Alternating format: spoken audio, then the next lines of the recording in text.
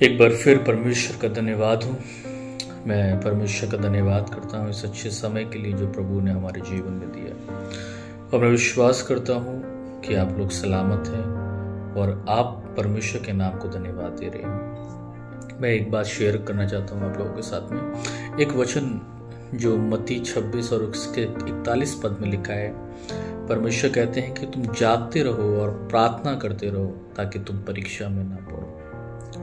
मेरे भाइयों मेरी बहनों, मैं आपको एक बात बताना चाहता हूँ कि हमारे जीवन में प्रार्थना कितना इम्पोर्टेंट है। शायद हम लोग इस बात को नहीं समझते। हम सोचते हैं कि बिना प्रार्थना के भी जीवन हम सही जी रहे हैं। हम चर्च जाते हैं, हम आराधना करते तो हैं, तो प्रार्थना कर कर क्या होगा।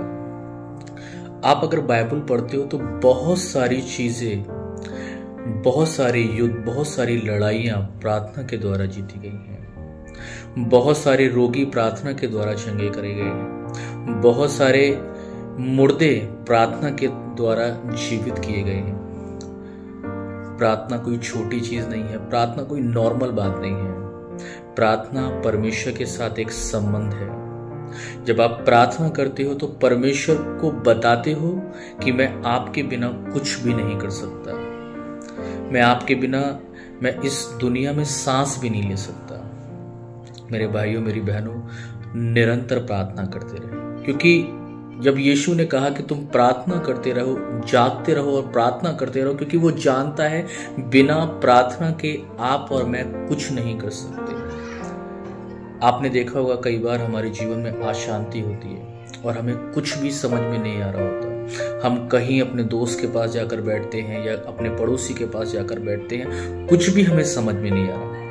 लेकिन जब हम प्रार्थना करने बैठते हैं तो हमें परमेश्वर तसल्ली देता है, परमेश्वर हमें सुकून देता है और वो सारी चीजें प्रार्थना के द्वारा बदल देता है। कई बार ऐसा होता है कि हम प्रार्थना कर रहे होते हैं और हमें कोई जवाब नहीं मिलता। 1 दिन हो गया, 2 दिन हो गया, 1 हफ्ता हो गया, 4 दिन हो गया, 5 दिन हो गया, हम कंटिन्यू प्रार्थना कर रहे हैं लेकिन हमें कोई जवाब नहीं मिल रहा। हो सकता है कि जवाब आने में समय लगे, लेकिन उस प्रार्थना के द्वारा परमेश्वर आपके जीवन को बदल देता है।